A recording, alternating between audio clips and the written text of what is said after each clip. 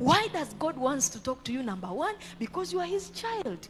Number two, because he wants to lead you. He wants to instruct you. He wants to teach you. Anataka kufundisha, anataka kuelekeza ili usikosee, ili usiingie kwenye matatizo.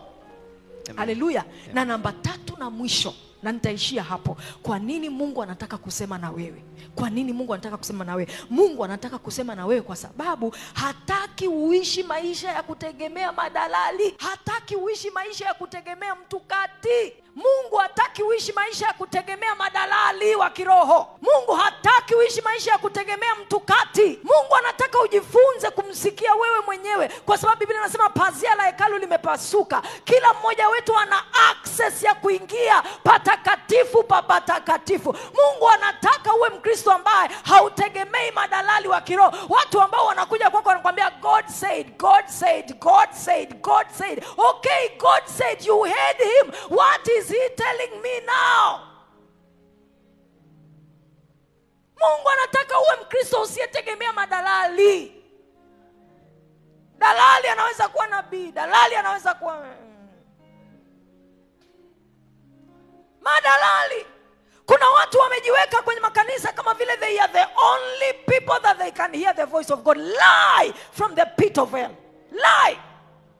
Lie. Uongo.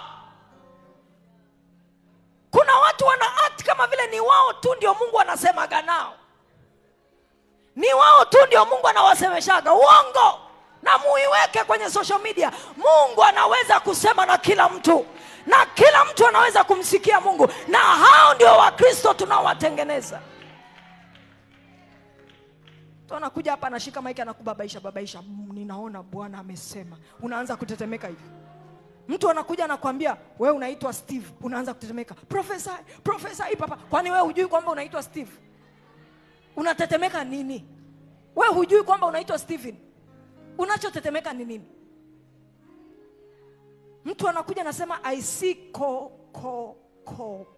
Yes sir. My mother is called Confrida.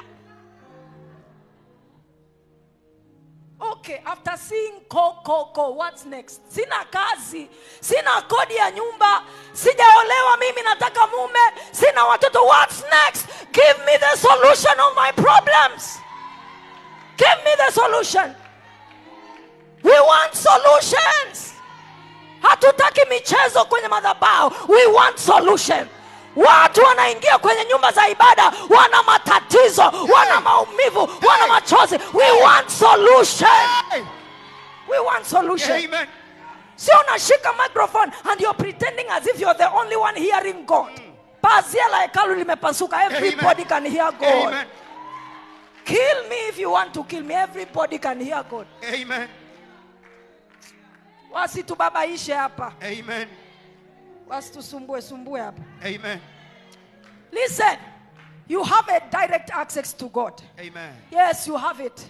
Amen. Hear God on yourself. Amen. On your own, hear God. Amen. And then come to me as your pastor and be, Mama, this is what I've heard God. Can Amen. you help me confirm? Amen. So I will confirm what you have heard. Yes. I will confirm what you have heard now. Amen. Usiwe ni Mkristo ambaye unategemea madalali. Yaani udalaliwe nyumba, udalaliwe mume, udalaliwe mke, na sauti ya Mungu udalaliwe. Why? Hallelujah. Why? Na kwa sababu wengine ni madalali wanakulipisheni na hela. Wewe si umewahi kuona madalali akitaka kupeleka kwenye nyumba ili akuonyeshe nyumba anakuambia 20,000? Yes. Kuna Wakristo mnalipishwa na hela ili kudalaliwa kusikia sauti ya Mungu. Hallelujah. To hell with their voices. Hallelujah.